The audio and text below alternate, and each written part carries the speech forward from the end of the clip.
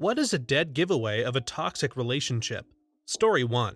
I'd say the biggest giveaway is control and manipulation. One partner attempts to dictate all the other's actions, thoughts, emotions, and whatever else, usually through manipulation and coercion. These people isolate their partner and don't let them have any friends or hobbies. I'm in complete and utter shock when my hubby tells me that the guys at the office have to lie to their wives about going out with him for a drink after work, or hide their totally innocent hobbies like music and gaming. And it's not even that rare. In fact, it seems like it's the majority of guys. I thought it was a generational thing because my mom didn't let my dad do anything without her either. She planned all of the outings, all the dates, and the parties. Also, and this ties into the first, but when someone unironically says they aren't allowed to do something, yeah, that's a deal breaker. Like, I'm not allowed to go out dancing because my boyfriend Chad is afraid someone's going to hit on me, or sorry, my girlfriend says I'm not allowed to go to the bachelor party. If you trust someone, what's the big deal? It just makes you realize how controlling someone's partner actually is. Another big warning sign is when a partner is texting or calling their partner and asking who they're with, what they're doing, where they're going, when they'll be home, etc. It's just not a good sign when your partner assumes that you're up to no good no matter what you're doing. Also, couples who feel the need to bring their significant others everywhere they go, like emotional support animals. Until I met my husband, every relationship I'd ever had was like that. He either had to come with me or I wasn't allowed to go. I had a friend who has an ex who just had to be included in every single thing that we did together, and if he was included, he'd literally sob and make her life miserable. It's always good to have your own personal activities or friends separate from those of your partner. I'd say even necessary. This dude I used to work out with wasn't allowed to watch any TV or movies that had any nudity in it. Female nudity only, of course. When he and his wife watched Game of Thrones together, he had to turn his head away during those scenes. Of course, she had no problem with the male nude scenes. And someone who is constantly threatening to break up with you. You just don't do that to a partner you supposedly love. It's so manipulative and cruel. It's basically like a mock execution. Think it if you want to, even tell your friends, or go ahead and actually break up with them, but never play with your partner's feelings and play sick mind games. Without trust, there can be no relationship. Two people need to have their own separate private lives in order to function well together. If they don't,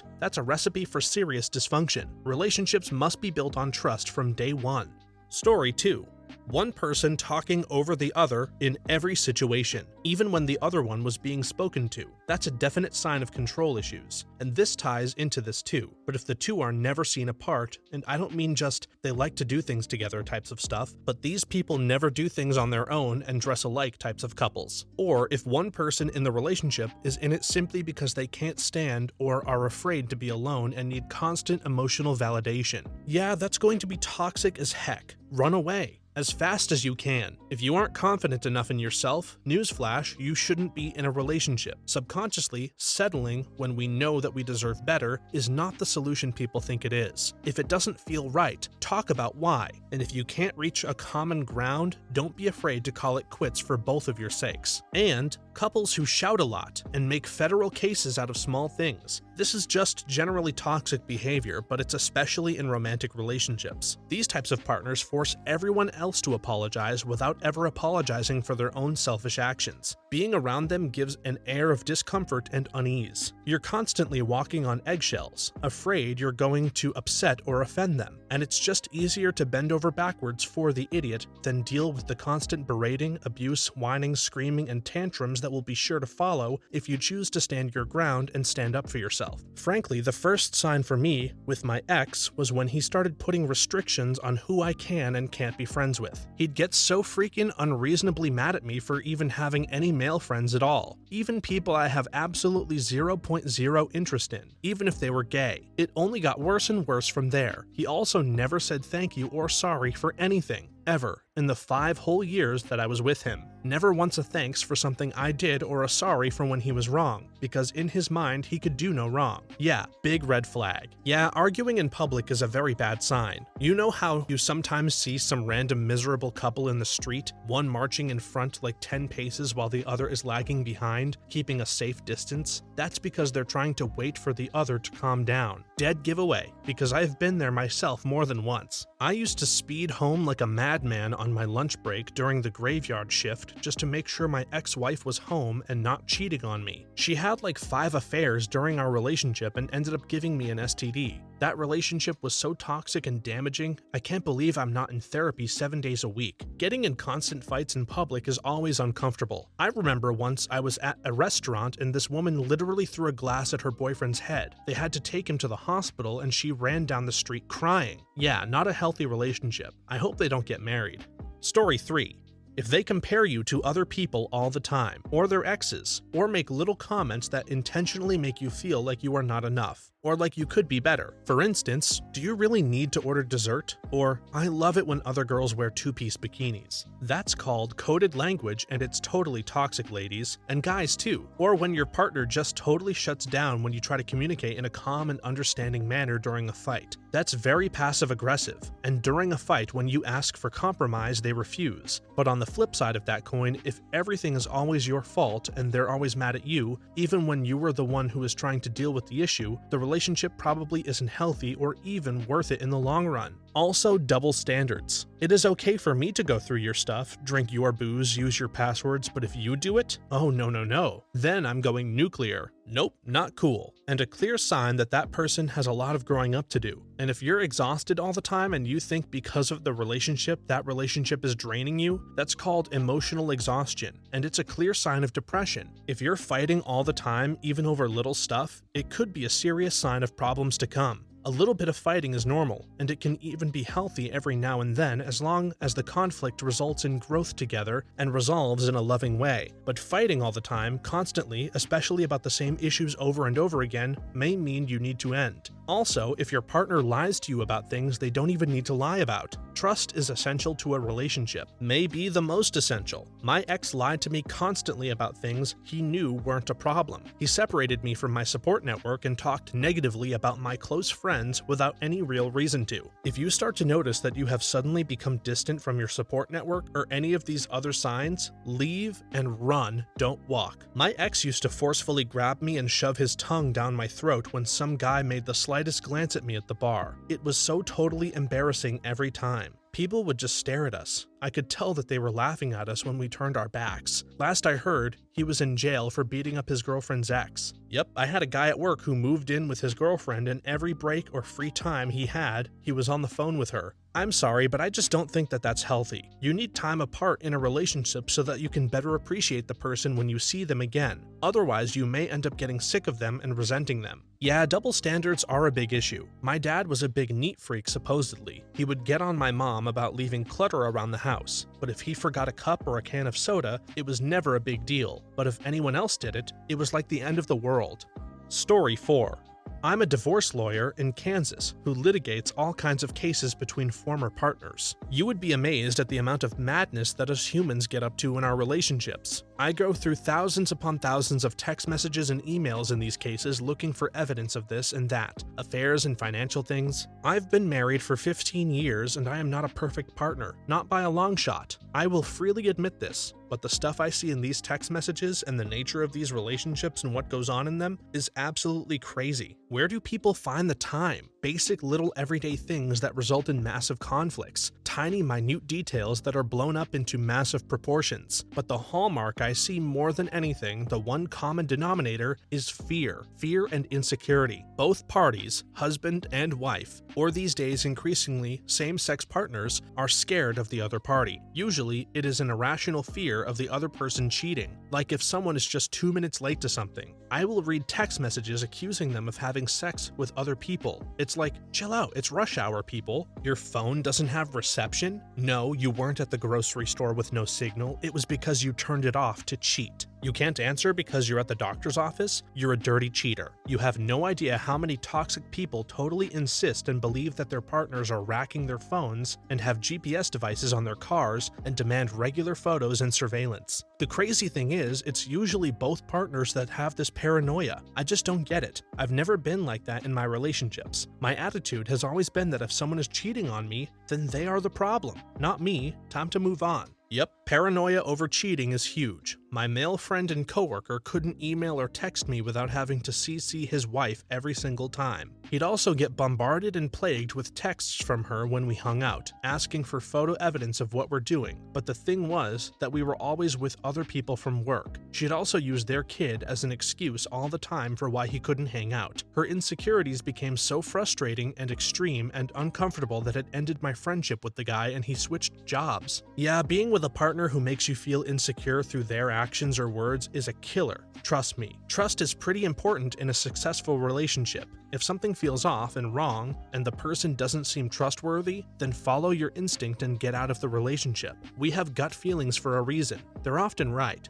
Story 5. Dead giveaways, huh? Well, if you need to wonder if what they're doing is stupid, malicious, or trying to deliberately hurt you, if you sit there and have that tricky question rolling around in the back of your head about those blurred lines, so to speak, you need to consider getting away fairly quickly, even if it's just to reflect for a while. If you've asked your partner how they feel about this and their response is, gee, I don't know, why are you being dramatic and sensitive? Run as fast as you can. If they do something horrible to you and their excuse is that they don't have an excuse, oh, congratulations, you're about to deal with World War III, and quite frankly, you more than likely do not deserve nor desire the catastrophic damage that will cause to yourself and them. Flee as fast as you can. Bad relationships are all about perspective, just like good ones are too. And if you ever wonder if you're not reading enough between the lines in a conversation, remember, conversations should be loud. Things should be loud and clear enough for the people in the back to see and hear. Skip the subtlety, not worth it. And extreme jealousy, control, or downplaying of other partners' feelings, for example, saying things like, don't make such a fuss, it's not that bad, when the partner is opening up about something serious, being scared, nervous, or angry, or showing vulnerability. If someone tells you they're trouble, believe them.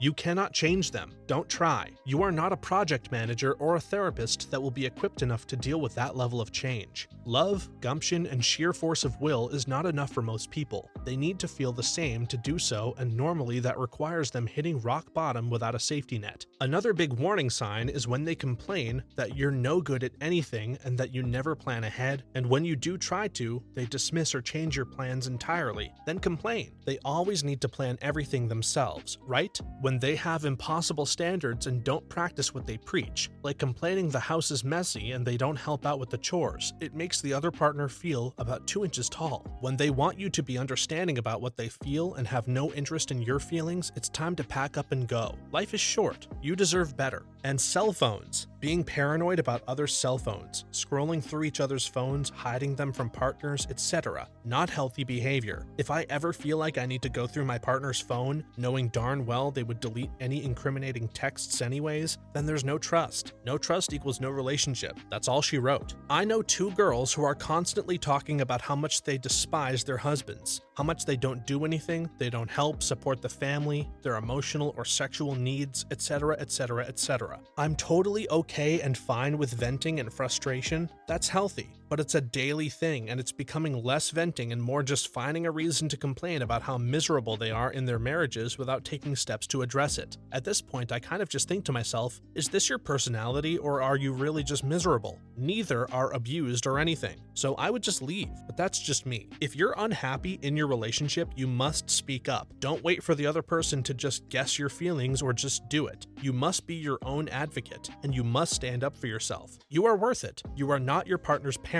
Remember that. Story 6.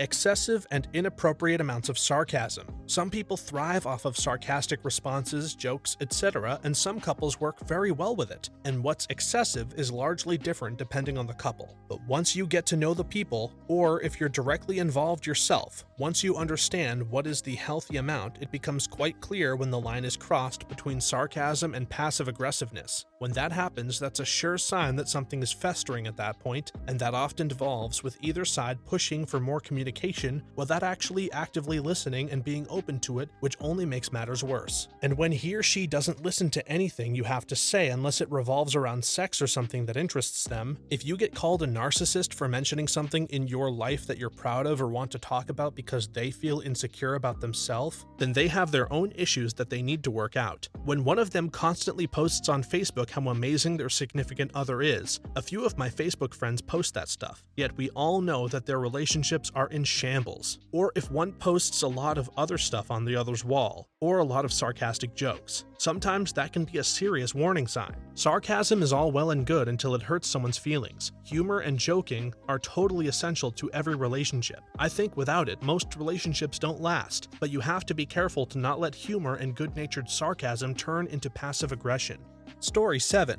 Projection. The thing about cheaters is that they often are incessantly accusing their partner of cheating. It's a projection. Yeah, but also, if they're convinced you're cheating, it makes them feel justified in their cheating. Their approach to whatever your relationship issue may be, if they were you, would be to cheat. So they'll assume you've come to the same conclusion. A partner isolates you from your family and/or friends. They're likely trying to make themselves the only person you feel like you can depend on. This allows them to control you. If you have support and hear other opinions, you're more likely to identify their manipulations. They can't have that. It can start as just always wanting to be with you, and also love bombing you. Or they may agree to hang out with your friends, but then badmouth them later, accusing them of not liking them. Then they may insist that your friends and family are trying to turn you against your partner because they're jealous. Unless you also have crap family and friends, they are just loyal to you and care about you, and can more easily observe the toxic behavior, since it's not directly aimed at them all the time. It'll be made to sound weak, or like you can't make up your own mind, but it's okay to think your friends' opinions are valid, especially if all of them agree your partner is no good. Personally, I think it's very telling when one partner doesn't want the other one to talk about their relationship with third parties. Like if you can't vent or complain and ask advice from your close friends and family on any relationship problems, what's the point of having any? Abusers usually don't want outsiders to know about their relationship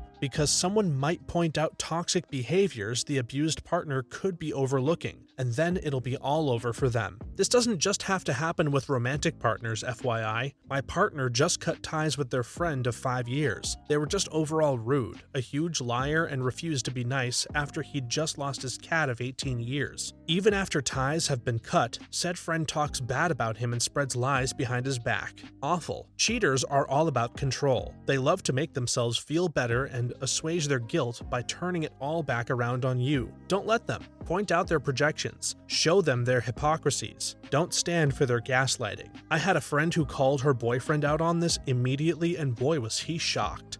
Story 8. Continuously making an uncomfortable joke to their partner in front of people, even after the other said to stop. My ex would keep saying, "Yeah, but I know you're secretly gay or trans," when I'm neither. I'm feminine and I'm straight. That's all there is to it. It was just so strange. She's known me since high school but didn't have feelings for me then because she thought I was gay. She even joked about that at first, but it then developed into me being secretly gay, and when I asked her to stop, she said I was acting gay. Glad I ended that a few weeks later, but a lot of situations that are toxic in one relationship might not be in others. The real issue is if one partner is always conceding or compromising to the other partner to keep the peace, and it's not reciprocal. People are weird, and thus so are relationships, but the relationship has to be beneficial to all parties. For me, it was easier to bend over backward than to deal with the whining and complaining if I stood my ground. Easier is in quotes because it was only easier in short term. The long term made life hell for me, which was so pointless. If you're miserable, just get out for everyone involved. It's an unfortunate thing that in these sorts of relationships, it's usually the person who cares the least that has the most power and influence. You could bend over backwards trying to please the other person, even hang the moon in the sky, and sure, it might keep them around in the short term, but it doesn't change the fact that they don't respect you. In fact, they probably resent you. You know in your gut deep down that if you ever actually stood your ground on any issue instead of giving in to them, stood by your principles, that things would end there and then, for good. It's so crazy how some people feel so insecure in their relationships that they will purposefully sabotage them, switch bigotry and insults. Some people just don't feel like they deserve to be loved. It's sad, but also infuriating when they take it out on people who truly try to love them. Story 9. Being asked to communicate better and not seeing it in return. I am recently divorced, and this was the same crap I went through with my ex-husband. He always asked me to communicate better and speak up when I am upset or have a problem. And yet, when I brought up an issue I was having trouble with, there was always a justification or an excuse or a reason as to why he wasn't at fault. Yet he would daily nitpick at me for the smallest little issues. Sometimes weeks or even months later, after it wasn't an issue any longer, or I'd even totally forgotten about it, he would admit that he was wrong. but never ever in the moment. Finally, after 12 years, it made me quit trying and eventually we just burned out. I gave up on my ex-wife because of this very problem. She was the one who said we needed to work on our communication. Okay, great, I agree. The first time I said, can we talk about whatever was bothering me, it went completely sideways, just totally off the rails. Why? Because I was obviously the reason she did the thing that bothered me. It was a lose-lose situation. Always was with her. Yep, feels like I'm in a similar boat. To tell you the truth, we were both doing it to each other, but every time one of us brought up something we were upset or bothered about, the other person just threw it back in their face. It was a death spiral and we just weren't good for one another anymore. No shaming throwing in the towel. Story 10. A lack of autonomy. This is huge. Things like having to vet every little thing you do with a partner and being isolated from outside relationships, not self-actualizing outside of the unit, so to speak. There is usually a power imbalance, or at the very least, an unhealthy level of codependency in bad relationships, sometimes even in decent ones. This pretty much sums up my last relationship perfectly. We were extremely codependent. When we met and got serious, I lost almost all of my hobbies and most of my friends during that time. If I went and did my own thing, my phone was a constant stream of messages ranging from "I miss you" to "How much longer will you be?" We got into a big fight simply because I was helping my dad work on his car and didn't know how long it would take. I bought a manual transmission car that I didn't know how to drive yet, and she was furious about that. She messaged constantly wondering where I was and how long it would take me to get home. She joined the theater club at our college, and I was so happy for her. She finally had something to do outside of class that didn't involve me, but then I got sucked into the theater group too after she guilted me into joining, and her parents got mad at me for not giving her space. It was her idea for me to join. I had zero autonomy. Big mistake. My relationship with my ex put a massive strain on the one that I had with my family. I basically didn't see them for the years that he and I dated, but every time I did see them, they would warn me that my relationship wasn't healthy and that we were codependent. Since then, I've had to find entirely new hobbies and rebuild myself from the ground up. I have new friends, a great relationship with my parents and siblings, and am genuinely in a better place. But even still, I haven't been able to find another romantic partner. My mind won't let me. I just imagine that it will be the same thing all over again, despite the fact that I'm surrounded by happy, healthy relationships all around me. If you're reading this and it sounds like you need to seriously evaluate your relationship and life. You are more than your relationships or how someone else treats you, I promise. I didn't realize the damage I'd incurred from a few of my past relationships until literally 5 people over 3 months told me to stop apologizing for things I'm not responsible for. I did it for literally every little thing. This is the kind of thing that leaks into a person's life outside of their relationship. That feeling of needing to tiptoe around eggshells so as to not wake up the beast, so to speak. Gaslighting is definitely a dead giveaway, but I think the problem is that it can be very difficult to know you're being gaslit until it's too late. Codependency is a dangerous thing. It can eat you up, totally distort your perceptions of yourself and your relationship. There are actually a lot of groups that can help people who feel that they are in codependent relationships. I think it's way more common than people think. Story 11. I've had one seriously toxic, messed up, traumatic relationship. It was terrible, like hell on earth. For me, the dead giveaway was simply how I felt all the time. I realized that I felt extremely invalidated constantly with my partner. Depressed, anxious, scared. I was constantly confused as to why they were either so angry or how they came to whatever conclusion they came to. I was just so confused all the time. Every situation was turned around on me even if I came to them with a valid concern. And we'd get into arguments that literally went in circles, and it almost always ended with extremely passionate sex with zero resolution of the original issue. Just total emptiness. Rinse, repeat, brainwash is what I would best describe as being in a toxic, codependent relationship. You know it's bad for you, yet you keep coming back for more, like a drug, and you can't fully even articulate why. For my family, how they could tell we were in a toxic relationship is how my partner spoke about me. I didn't pick up on it, but I was told to listen to how they talked about me to others. They would lift themselves up while almost simultaneously putting me down. For example, yeah, when he's not with me, he's just a normal guy, but when I show up, all eyes are on us. Oh great, you're so special. Near the end, I noticed I would lie to friends and family about our relationship or defend her actions just so they could like her and so I didn't feel ashamed for staying with someone who treated me so terribly. I don't recommend it. Even the makeup sex wasn't worth it. This can be so confusing and painful to go through because you get a glimpse of the incredible person that you love in public, and when you are alone, they show you the other side. side, the one that makes you feel small and defensive. I was so caught up in my toxic relationship because I kept hoping the person I saw in public would be coming home with me more often, but it never changed. And when you finally catch them in a good mood and try to bring up a problem with the relationship, they get all defensive and accuse you of ruining their parade. I guess I can't win. Crazy. And sometimes, instead of bringing up the problem, you'd rather just say nothing than even risk it. What I learned from dealing with people, like including my ex, is that they thrive on drama, and playing the victim is so appealing because they don't want the good mood to last. They want something bad to happen, just to find the excuse to blame it on you somehow. There's something about bad relationships that are addictive for some people. It doesn't make a lot of sense, but maybe that's what codependency is. I had a friend who was in an abusive relationship and he just kept going back for more. I didn't understand it and neither did he. Story 12. So many, just a couple, and let me tell you why I know these. Because they describe my exes to a T, in one way or another. Happily married now for many years. They are extremely argumentative and hold on to grudges and won't let anything go without a fight. They're extremely negative and critical all of the time, and they never offer anything. This also extends to them never being happy for you in any way. They are verbally abusive. They'll insult you, call you names, belittle you, your hobbies, interests, as well as your friends and family.